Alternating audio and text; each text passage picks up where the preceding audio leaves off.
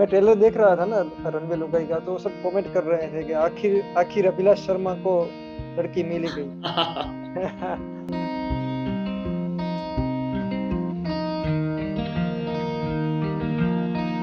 तो मुझे ये ये जो अभी जो रिस्पॉन्स आ रहा है, बढ़िया रिस्पॉन्स है, आपको कैसा लग रहा है? मुझे अपने बहुत शो अच्छा लग रहा है। मुझे बहुत समय बाद एक ऐसी फीलिंग आ रही है कि जैसे आई फील बिलोंग्ड अगेन, एक आई थिंक पॉपुलर काम होना बहुत जरूरी है कि वो आपके कॉन्फिडेंस के लिए बड़ा अच्छा होता है, वरना आपको ऐसा लगता है कि यार आप अपना बेस्ट तो दे रहे हो, बट आप लोग शायद आपको देखना इतना एंजॉय नहीं कर रहे हैं। तो जब आपका अब होता तो क्या है, बहुत सारी चीजों का रोल होता है, स्क्रिप्ट का रोल होता है, मेकिंग का रोल होता है। एक्टर तो बहुत छोटा सा पार्ट है। फायदा एक्टर को होता है, नुकसान भी एक्टर को होता है, लेकिन अच्छा बनने में बाकी लोगों का बहुत बड़ा रोल है। तो हाँ, और इसलिए लक का बहुत बड़ा रोल है यार। अच्छी कहानी बन गई इस बार और लोगों को पसंद आ रही है, तो आपको भी खुशी हो रही है, आपको भी बहुत प्रेज मिल रहा है, which is a good thing यार। ये जब ये अरुणव कुमार ने क्रिएट की है पूरी, तो जब एस्पिरेंट की स्क्रिप्ट आपके हाथ में रखी या स्टोरी सुनाई, तब क्या रिएक्शन था आपका? ये और स्पेसिफिकली ये कैरेक्टर के लिए? नहीं, एक्चुअली मुझे ये ऑफर नहीं हुई थी। मुझे उन्होंने ऑडिशन करने के लिए कहा था, क्योंकि अरुणाव तो मुझे जानते हैं, वो तो सोच रहे होंगे कि नवीन को लो पुश कर रहे होंगे, बट जो डायरेक्टर थे वो मेरे हक में इतना नहीं थे। उन्होंने मेरा कोई इतना काम नहीं देखा था। तो इनफैक्ट मैं बॉम्बे में था, तो मुझे ऑडिशन के लिए कॉल आया। तो मैंने ही टीवीएफ को बोला कि यार अगर मुझे ऑडिशन करना है तो प्लीज डायरेक्टर के साथ करवाइए मुझे, ताकि मैं, अगर किसी और बीच में बंदे से होगा तो वो डायरेक्टर तक पहुंचते पहुंचते शायद लॉस्ट इन ट्रांसलेशन हो और मैं करेक्ट ना कर पाऊँ। तो फिर मैं दिल्ली गया, मैं उनके साथ 3-4 बारी मिला, उन्होंने मेरे साथ रीडिंग करी और फिर उन्होंने मेरे को ऑडिशन किया। तो हाँ, उसके बाद मुझे आइडिया हो गया था कि यूपीएससी के बारे में है शो और टीवीएफ का शो है। तो मुझे समहाउ ऐसा लग रहा था विदाउट रीडिंग द स्क्रिप्ट कि ये अच्छा शो हो सकता है, मतलब वो नॉट बैड वाला शो हो सकता है जिसमें इज्जत मिल सकती है। फिर जब डायरेक्टर के साथ मैं रीडिंग कर रहा था, तो उन्होंने मुझे पूरी स्क्रिप्ट दे दी थी। स्क्रिप्ट पढ़ के तो मैं पूरा डेस्परेट था कि मुझे मिल जाए ये रोल तो बहुत बढ़िया हो जाएगा, और जो फिर लकीली हो भी गया।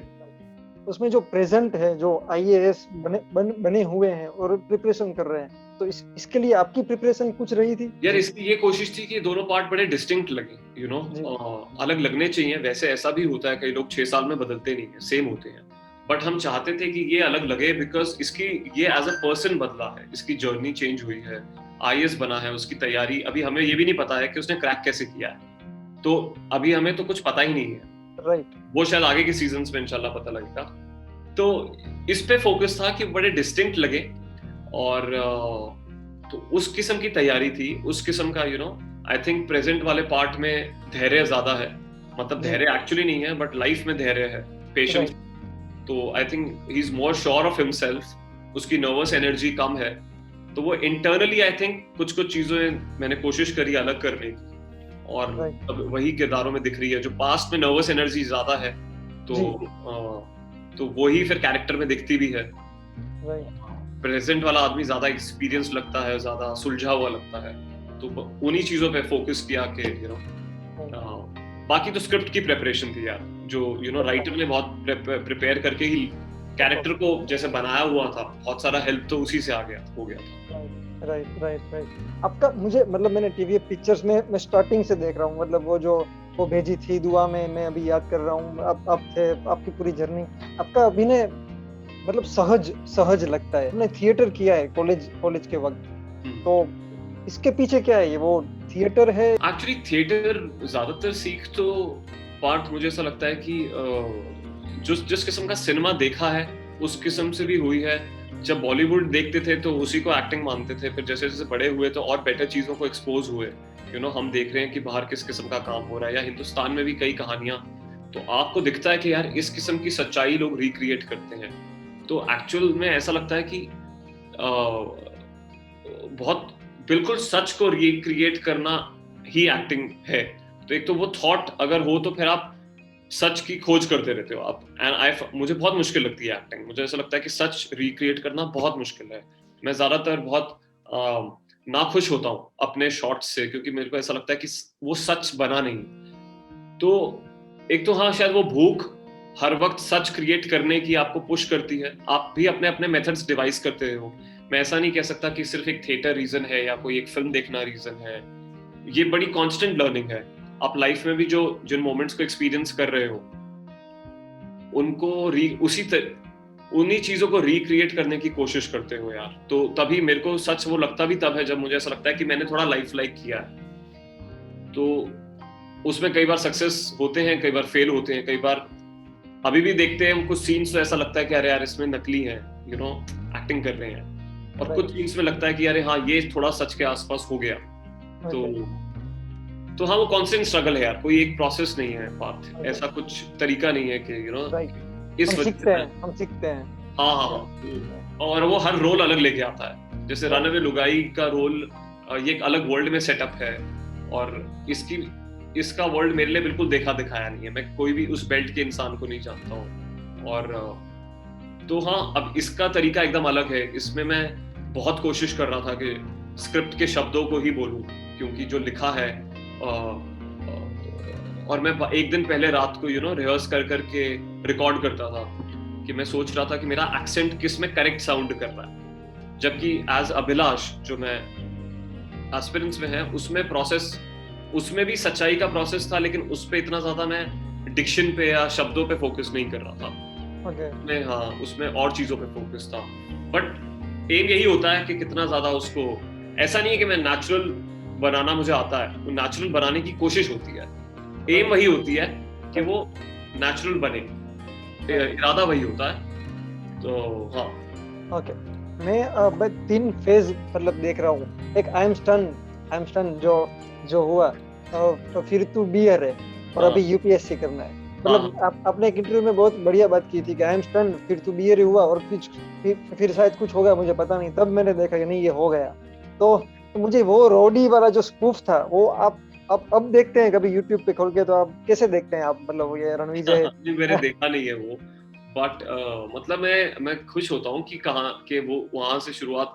एक्टिंग में भी उस स्पूफ का बहुत बड़ा रोल है। मैं तब उस वक्त सुलेमानी कीड़ा हम स्टार्ट करने वाले थे, तो मैं एक्टर बनने वाला था, एक मूवी में करने वाला था।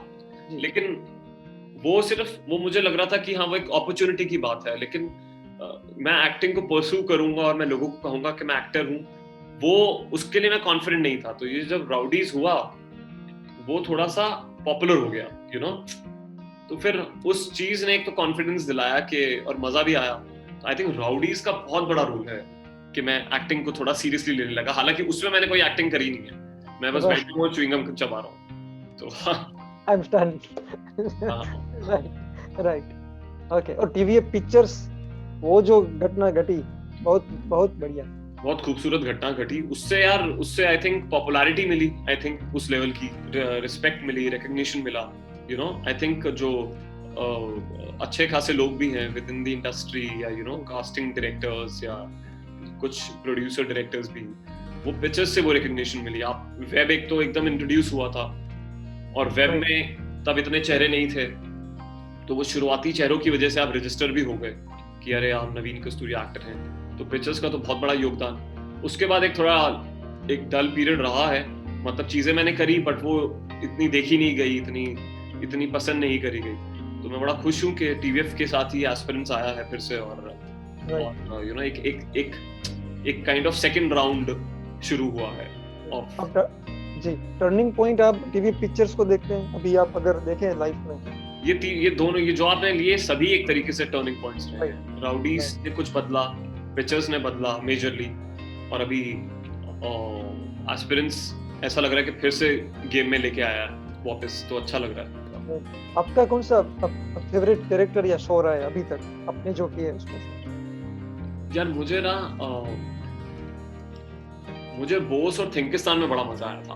मैंने बोस करके एक शो किया था, उसमें मुझे शूटिंग में बहुत मजा आया था। मुझे थिंकिस्तान में भी बहुत मजा आया था। तो ये दोनों किरदार मेरे दिल के करीब थे, लेकिन शायद मुझे सबसे ज्यादा मजा एस्पिरेंट्स में ही आया। सबसे ज्यादा मजा जो आया ना, क्योंकि शूटिंग में बहुत मजा आया है, बनाने में बहुत मजा आया है, डायरेक्टर के साथ एक अलग लेवल की ट्यूनिंग बैठी है, प्यार हुआ है। तो राइट। तो हाँ, एस्पिरेंट्स मुझे बनाने में सबसे ज्यादा मजा आया। टीवीएफ की टीम में आपको क्या अलग लगता है, मतलब जो पिक्चर्स हो या जिसमें आप नहीं थे वो ट्रिपलिंग हो या कुछ भी ले लें हम, कि जो टीवीएफ पिक्चर्स में एक स्टार्टअप की बात थी, इसमें हाँ, हाँ, यूपीएससी की बात है, और ऐसा सब्जेक्ट पे बनाते हैं और फिर लोगों को ज्यादा ज्यादा लोगों तक पहुंचते हैं वो, तो ऐसी कौन सी आपको बात लगती है? आई थिंक सिस्टम की बात है यार, सिस्टम जिस तरीके से वो उनका पूरा प्रोसेस है। एक्चुअली आप देखें, टीवी में ज्यादातर अच्छा काम नहीं होता है क्योंकि आप जल्दी आपको हर रोज बना के अगले दिन एयर करना होता है, और आप जितना इम्पोर्टेंस स्क्रिप्ट को देंगे, इन चीजों पे आप जितना समय बिताएंगे, कोई फॉर्मूला नहीं है। मैं अरुणाब से भी बात कर रहा था, सिर्फ आप प्रेपरेशन पे कितना वक्त देते हैं, आप हर चीज को कितनी अहमियत देते हैं। मैं इंटेंशन की बात बता रहा हूँ। वही जैसे आपने कहा ना कि नेचुरल एक्टिंग भी एक इंटेंशन होती है कि हमें जितना नेचुरल करने की कोशिश करनी है, दैट्स द इंटेंशन। बाकी आप फेल होते हैं, या टीवीएफ भी फेल हुआ है, बट उनका अप्रोच यही है कि फॉर्मूला एक तो मत करो, ये मत सोचो क्या चलेगा क्या नहीं चलेगा, सोचो कि ये कहानी है और ये दिलचस्प कहानी लग रही है कि नहीं, और उसको और कितना इंटरेस्टिंग बना सकते हैं। पेपर पे अगर वो सैटिस्फैक्टरी लगती है, उसके बाद फिर वही basics, I think Diwakar Banerjee के भी वही बेसिक्स थे, टीवीएफ के भी वही बेसिक्स हैं कि प्रिपरेशन, ऑनेस्टी, सिंसियरिटी। मैं ये नहीं कि हार्डवर्क सब जगह बराबर होता है, एक खराब कहानी में भी और एक अच्छी कहानी में भी जो फाइनल प्रोडक्ट आता है, लेकिन वही है हम कौन सी डायरेक्शन में ज्यादा हार्डवर्क दे रहे हैं। अगर हमने सही प्रिपरेशन किया होगा, स्क्रिप्ट एक एपिसोड ओके किया होगा, एक कास्टिंग का चयन पूरा सोच समझ के किया होगा, कॉम्प्रोमाइज नहीं किए होंगे, तो फिर वो छोटे छोटे डिसीजंस फाइनली जब जोड़ के आते हैं तो आई थिंक उनका इम्पैक्ट बेटर होता है। अगर आप छोटी छोटी जगह पे कॉम्प्रोमाइज करते रहोगे ना, कि चलो 2 एक्टर वो ले लिए जो खराब एक्टिंग कर रहे हैं, या स्क्रिप्ट में कोई लॉजिकल फ्लॉज हो गए, या आपके कॉस्ट्यूम थोड़े से नकली भी हैं, कहीं चलेगा। ये छोटे छोटे डिसीजंस जब फाइनल बन के आता है तो वो फिर वो पूरा वो खराब कर देते हैं चीजें। आई थिंक वही उन्हीं बेसिक्स पे काम कर रहा है द वायरल फीवर, तो जिसमें मेरे ख्याल से अरुणाब कुमार का बहुत बड़ा रोल है। एस्पिरेंट में कौन सा सीन था जो आपको ज्यादा अभी टच कर रहा है? वैसे सबको तो संदीप भैया वाला ट्रैक और लास्ट एपिसोड में जो आप दोनों का है, जो तो आपको कौन सा?